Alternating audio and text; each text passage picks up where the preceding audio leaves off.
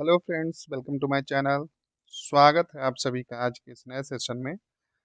और इस सेशन में देखिए आज हम लोग आगे बढ़ा रहे हैं जो हम लोग अभी लगातार पढ़ते आ रहे हैं। उड़ान का जो न्यू बुक आया है 2023 में, उसी का झारखंड सार संग्रह। तो इसमें जो नेक्स्ट हम लोग पढ़ेंगे वो पढ़ेंगे आपका खंड एक हो चुका है, उसका वीडियो ऑलरेडी दे दिया गया है चैनल पे।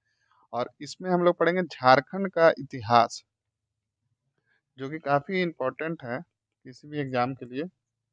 आगामी जितने भी जेएसएससी द्वारा या जेपीएससी द्वारा जितने भी एग्जाम कंडक्ट कराए जाएंगे, जिसमें झारखंड का सेक्शन है, उस सभी के लिए बहुत ही इम्पोर्टेंट है। तो चलिए आज हम लोग इसको स्टार्ट करते हैं और देखते हैं। इसमें इतिहास में पहला जो चैप्टर है आपका वो है झारखंड का ऐतिहासिक परिचय। तो हम लोग चैप्टर वाइज कवर कर रहे हैं ताकि एक साथ ज़्यादा बर्डन ना हो। तो एक एक चैप्टर का आपको वीडियो मिलते रहेगा। तो आज का इस चैप्टर में आइए देखते हैं ऐतिहासिक परिचय में क्या खास है। तो देखिए, झाड़ियों एवं वनों की बहुलता के कारण इसे नाम झारखंड पड़ा है, क्योंकि यहाँ झाड़ी और जो वन है, ट्री वगैरह है, वो काफ़ी है, इसी वजह से इसका नाम झारखंड पड़ा है। झारखंड का शाब्दिक अर्थ होता है वन प्रदेश। ध्यान रखिएगा, शाब्दिक अर्थ क्या होता है? वन प्रदेश। विभिन्न कालों में झारखंड प्रदेश से विभिन्न नामों से जाना जाता था। ये आपको इम्पोर्टेंट है, इस चार्ट को ध्यान पूर्वक आप लोग देखिएगा। तो चलिए इसको थोड़ा और इस तरह से मैं जूम कर देता हूँ ताकि आपको अच्छे से दिखे। तो ये बिल्कुल न्यू बुक है और ये काफ़ी अच्छे से संकलन किया गया है। तो चलिए, काल यहाँ देखिए और नामकरण। तो ऐत्रेय ब्राह्मण में क्या बोला जाता है? पुंड्रू या पुंड। और ये क्वेश्चन पूछा गया है, जैसा कि मैंने पहले ही बताया है कि जहाँ भी आपको स्टार दिखे उसका मतलब है कि ये क्वेश्चन ऑलरेडी एग्जाम में आ चुका है। फिर है आपका अथर्ववेद। तो अथर्ववेद का नाम, अथर्ववेद में क्या नाम मिलता है झारखंड का? ध्यान रखिएगा, झारखंड का विभिन्न नाम पढ़ रहे हैं हम। झारखंड का क्या नाम था अलग अलग काल में? तो अथर्ववेद में व्रात्य प्रदेश बोला जाता था। समुद्रगुप्त का प्रयाग प्रशस्ति है, उसमें उसको मुरु मुरुंड बोला जाता था। ये भी क्वेश्चन पूछा गया है। तो देखिए, ये भी पूछा गया, ये भी पूछा गया। भागवत पुराण में कीकट प्रदेश, महाभारत में, ये भी इंपॉर्टेंट है, ये भी पूछा गया। पुंडरीक या पशुभूमि, कर्कखंड या अर्घखंड। ध्यान रखिएगा, कर्कखंड, क्योंकि रांची के पास जो कर्क रेखा गुजरती है, मतलब इस राज्य से कर्क रेखा गुजरती है, इसलिए कर्क खंड भी कहते हैं। कर्क और अर्क, पशुभूमि और पुंडरीक, ध्यान रखिए। फिर है 13वीं सदी के, यहाँ पे देखिए, 13वीं सदी के ताम्रपत्र, तारीखें फिरोजशाही, तारीखें बंगला और अ, सियार उल मुख्तरीन। ये जो है आपका, इतने में इसको झारखंड बोला गया है। अब उसके बाद है आईने अकबरी में कोकर या कंखरा। टॉलमी द्वारा क्या बोला गया? तो मुंडल। अब यहाँ देखिए, हेनसंग द्वारा किलोनासु का लाना या कर्ण सुवर्ण। ध्यान रखिएगा। तुजुके जहांगीरी में खोखरा बोला गया है। और कुछ इधर भी है जिसको भी देख लेते हैं। काल और नामकरण। तो ऋग्वेद में क्या गया? ये इंपॉर्टेंट है, कीकट प्रदेश। ध्यान रखिएगा, संभावना है पूछने की। ऋग्वेद में झारखंड को क्या बोला गया है? तो कीकट प्रदेश बोला गया है। वायु पुराण में मुरंड बोला गया है। विष्णु पुराण में मुंड बोला गया है। पूर्व मध्यकालीन संस्कृत साहित्य में कालिंद देश बोला गया है। और कबीर के दोहे पद्मावत जायसी द्वारा रचित, जो पद्मावत है वो कबीर के दोहे और अकबरनामा में, और साथ में नरसिंह देव द्वितीय ताम्रपत्र में भी झारखंड बोला गया है। फिर है आपका कौटिल्य का अर्थशास्त्र में कुकुट या कुकुट देश, फायान द्वारा कुकुट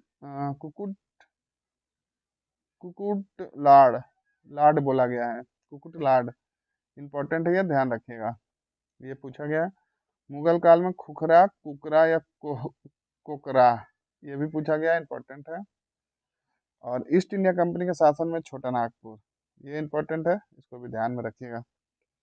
अब आ जाते हैं, नाम देख लिए। झारखंड प्रदेश का सर्वप्रथम साहित्यिक उल्लेख ऐत्रेय ब्राह्मण में मिलता है, इंपॉर्टेंट है, ध्यान रखिएगा। सर्वप्रथम उल्लेख कहाँ मिलता है झारखंड प्रदेश का, तो ऐत्रेय ब्राह्मण में। फिर है झारखंड शब्द का प्रथम पुरातात्विक प्रमाण 13वीं सदी के ताम्रपत्र में मिलता है। प्राचीन काल में गुप्त शासकों एवं गौड़ शासक शशांक ने झारखंड क्षेत्र में सर्वाधिक समय तक शासन किया। मध्यकाल में झारखंड में क्षेत्रीय राजवंशों का शासन स्थापित था। फिर बोल रहा है आपका हिंसांग ने राजमहल क्षेत्र के लिए की चिंग काइलो, हिंसांग ने राजमहल क्षेत्र के लिए क्या बोला, की चिंग काइलो, यानी सुर्की नामक पुस्तक में चर्चा है इसकी, तथा इसके पहाड़ी क्षेत्र के लिए दामिने को, काफी इंपॉर्टेंट है शब्द जिसका अर्थ होता है पहाड़ी क्षेत्र, का प्रयोग किया है, ध्यान रखिएगा इसको। अब उसके बाद है आपका नेक्स्ट पॉइंट, कैप्टन टर्नर ने सर्वेक्षण के आधार पर 1832 में दामिनेको की स्थापना हुई थी। ये काफी इंपॉर्टेंट है, इसको ध्यान दीजिए। कैप्टन टर्नर ने सर्वेक्षण के आधार पे, तो कैप्टन टर्नर 1832 दामिनेको की स्थापना की थी, ये तीनों याद रखिएगा। सर्वेक्षण एक करके कैप्टन टर्नर 1832 दामिनेको, इस तरीके से याद रखें, स्थापना हुई थी। प्राचीन काल में संथाल परगना क्षेत्र को नारी खंड कहते थे, ये भी क्वेश्चन पूछा गया है। और ये 1832 है, वो भी पूछा गया है कि कैप्टन टर्नर ने दामिनेको की स्थापना कब की थी, तो 1832। जितनी बार देखिएगा वीडियो उतना आपको रिवीजन होगा। तो चलिए यहाँ देख लेते हैं, तथा बाद में कांकजोल व जंगल तरी के नाम से संबोधित किया है। मध्यकाल में रांची को कोकरह नाम से संबोधित होगा, यहाँ पे मिसप्रिंट है, किया जाता था, जिसे बाद में क्रमशः चुटिया नागपुर जे एच हैवेट द्वारा नामकरण चूटा नागपुर तथा छोटा नागपुर कहा जाने लगा। याद ध्यान रखिएगा इस पे। ये मध्यकाल में रांची को क्या कहते थे, कोकरा कहते थे, कोकरा।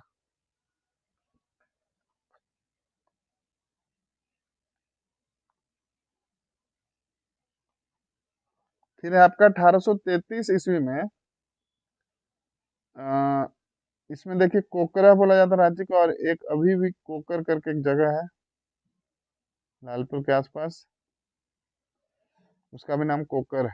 चलिए, तो उसी नाम से शायद से ये लिया गया होगा।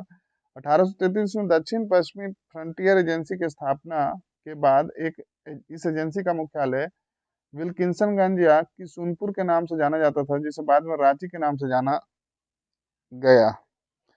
वर्तमान में धनबाद को पूर्व में मानभूम, इंपॉर्टेंट है, नाम से जाना जाता था। जो अभी धनबाद है उसको किस नाम से जाना जाता था, तो मानभूम के नाम से। टोलमी में खरसावा के लिए करतानिया शब्द का प्रयोग किया है। मेगास्थनीज ने कीचुंग क्षेत्र की जनजाति में मोदो गेब्रुगोई के नाम से संबोधित किया है। अब यहाँ पे आगे देख लेते हैं, झारखंड में आदिवासियों का प्रवेश, जनजाति दिया है, अब उनसे जुड़ी हुई महत्वपूर्ण बातें तो क्या करके देखते हैं। तो देखिए पहला है असुर, जो कि इंपॉर्टेंट है, झारखंड की प्राचीनतम जनजाति, और ये कहाँ कहाँ मिलते हैं, तो रांची, लोहरदगा और गुमला। फिर है ब्रिजिया, बिरहोर तथा खड़िया, ये संभवतः कैमूर की पहाड़ियों से होकर छोटा नागपुर में प्रवेश किए हैं।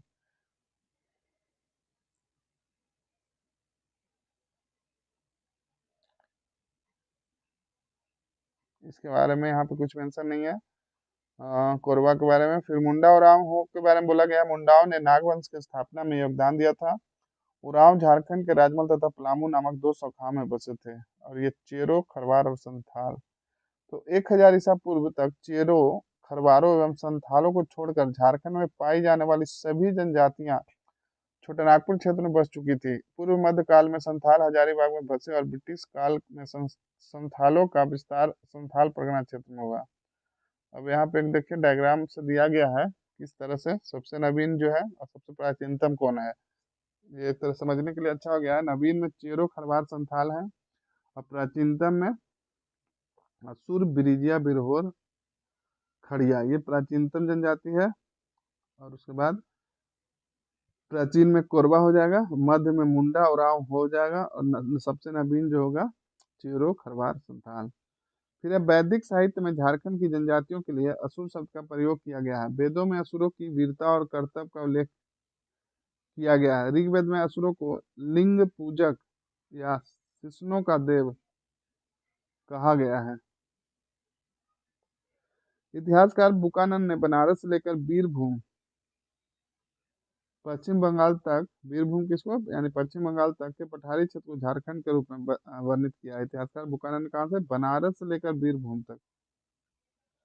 महाभारत काल में झारखंड बृहदवंशी सम्राट जरासंध के अधिकार क्षेत्र में था। तो ध्यान रखिएगा कि महाभारत काल में किसके अधिकार में था झारखंड? तो जरासंध के। फिर है आपका जनजातियों की अधिकता के कारण झारखंड को कर्क खंड भी कहा जाता है। तो कर्क खंड क्यों कहा जाता है? जनजातियों की अधिकता के कारण। फिर आपका झारखंड में के छोटनागपुर क्षेत्र को कर्ण सुवन के नाम से भी संबोधित किया जाता है। ध्यान रखिएगा, छोटनागपुर क्षेत्र को कर्ण सुवन के नाम से भी संबोधित किया जाता है।